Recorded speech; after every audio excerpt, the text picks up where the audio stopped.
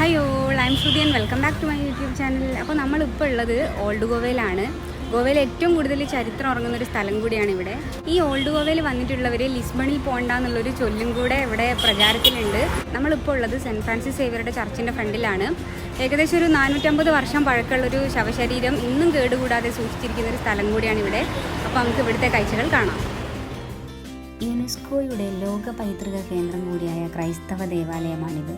Portuguese ഭരണകാലത്തെ തലസ്ഥാന നഗരിയായ old ഗോവയിലാണ് ഈ ബോം ജീസസ് ബസിലിക്ക സ്ഥിതി ചെയ്യുന്നത്. ഉണ്ണിയേശു എന്നാണ് ബോം ജീസസ് എന്ന വാക്കിനർത്ഥം. കൂടാതെ ഇന്ത്യയിലെ തന്നെ ആദ്യത്തെ ബസിലിക്കകളിലൊന്നാണിത്.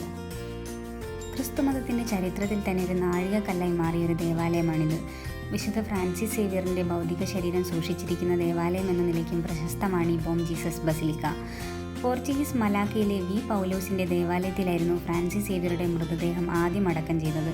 പിന്നീട് അത് അവിടെ നിന്നും കപ്പൽ മാർഗം ഗോവയിലെത്തിക്കുകയായിരുന്നു. ഇന്നും അധികം കേടുപാടുകളൊന്നുമില്ലാതെ കാലത്തെ അതിജീവിച്ച് ആ വിശുദ്ധൻ്റെ പുണ്യശരീരം നിലനിൽക്കുന്നു. വി ഫ്രാൻസിസ് സേവിയറിൻ്റെ ശരീരം സൂക്ഷിച്ചിരിക്കുന്നതിൽ നിരവധി ക്രൈസ്തവരെയാണ് ഈ ദേവാലയം ദിനംപ്രതി ആകർഷിക്കുന്നത്. ഗോവ ആർക്കിയോളജിക്കൽ മ്യൂസിയത്തിന് തൊട്ടടുത്തായിട്ടാണ് ഈ ചർച്ച് സ്ഥിതി ചെയ്യുന്നത്.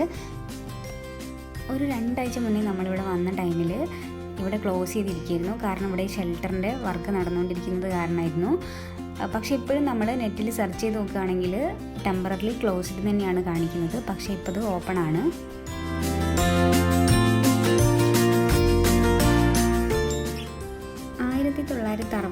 ഇന്ത്യയിലേക്ക് ചേർക്കപ്പെടുന്നതുവരെ ഏതാണ്ട് ഒരു 450 വർഷത്തോളം ഗോവ പോർച്ചുഗീസ് കോളനിയായിരുന്നു.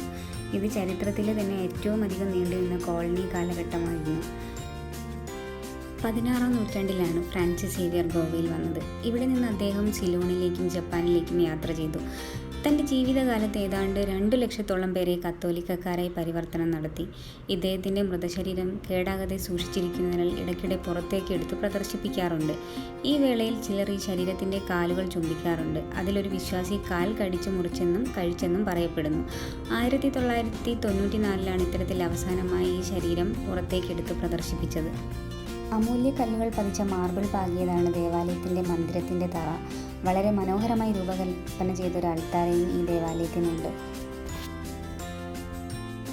ഈ കാണുന്നതാണ് ഫ്രാൻസിസ് സേവിയർ ശരീരം സൂക്ഷിച്ചിരിക്കുന്ന പേടകം. വെള്ളിയിലാണിത് പണിതിരിക്കുന്നത്. ഗിയോവാനി ബാറ്റിസ്റ്റ ഫോഗിൻ എന്ന ശില്പിയാണ് ഫ്രാൻസിസ് സേവിയറിൻ്റെ ശവകുടീരം രൂപകൽപ്പന ചെയ്തിരിക്കുന്നത്. 17ാം നൂറ്റാണ്ടിൽ തുടങ്ങിയത് 10 വർഷങ്ങൾക്ക് ശേഷമാണ് പൂർത്തിയാക്കിയത്. ഓരോ 10 വർഷം കൂടുന്തോറും വിശുദ്ധൻ്റെ ശരീരം പുറത്തേക്ക് എടുക്കാറുണ്ട്.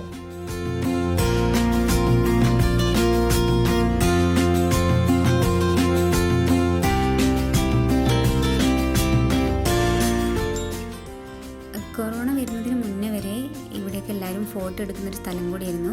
ക്രിസ്മസ് ന്യൂ ഇയറിനൊക്കെ ഇവിടെ ഫുൾ ലൈറ്റൊക്കെ സെറ്റ് ചെയ്ത് നല്ല ഭംഗിയായിരുന്നു കാണാൻ. പക്ഷേ ഈ സ്ഥലങ്ങളെല്ലാം ഇപ്പോൾ അവർ ക്ലോസ് ചെയ്ത് വെച്ചിരിക്കുകയാണ്. ചർച്ചിൻ്റെ ഫ്രണ്ടിലാണെങ്കിലും അവരിപ്പോൾ ഒരു ഡിസ്റ്റൻസ് കീപ്പ് ചെയ്തിട്ട് മാത്രമേ നമ്മളെ ഫോട്ടോ എടുക്കാനൊക്കെ സമ്മതിക്കുന്നുള്ളൂ.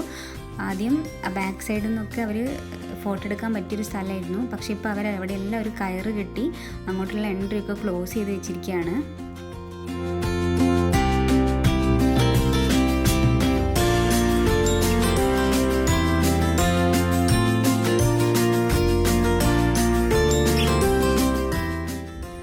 തിരിച്ചു പോകാനായിട്ട് ഇപ്പോൾ നമ്മൾ പുറത്തേക്ക് ഇറങ്ങിയതാണ്. ഈ കാണുന്നതാണ് ഗോവ ആർക്കിയോളജിക്കൽ മ്യൂസിയം.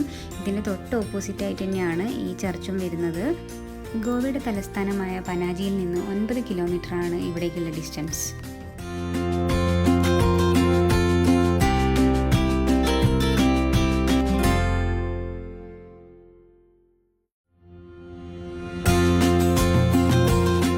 ഇവിടെ നമ്മളിപ്പോൾ തിരിച്ചു പോവാണ്. ഏകദേശം ഒരു 3-3:30 ആയിട്ടുണ്ട് സമയം. നല്ല തിരക്കാണ് ഇവിടെ. കൊറോണ ആയിട്ട് പോലും ഇന്ന് ക്രിസ്മസ് ആയതുകൊണ്ട് കൂടിയാണോ എന്നറിയില്ല, ഭയങ്കര തിരക്കാണ്. അപ്പോൾ ഫോട്ടോഗ്രാഫിയൊക്കെ അവർ നിരോധിച്ചിട്ടുണ്ട്. വീഡിയോ എടുക്കാനൊന്നും ഇപ്പോൾ പറ്റില്ല ആദ്യത്തെ പോലെ. ആദ്യം അങ്ങനത്തെ റെസ്ട്രിക്ഷൻ ഒന്നും ഉണ്ടായിരുന്നില്ല. ഞാനിതേ കടലിൽ നിന്ന് അത്യാവശ്യം നമുക്ക് പർച്ചേസിങ് നടത്താൻ പറ്റിയ ഷോപ്പുകളൊക്കെ ഇതിനടുത്തായിട്ട് തന്നെ വരുന്നുണ്ട്. ഡ്രസ്സുകൾ, ബാഗുകൾ, ചെരുപ്പുകൾ, അലങ്കാര വസ്തുക്കൾ തുടങ്ങി ഒരുവിധം സാധനങ്ങളൊക്കെ അവിടുത്തെ മാർക്കറ്റുകളിൽ ലഭ്യമാണ്.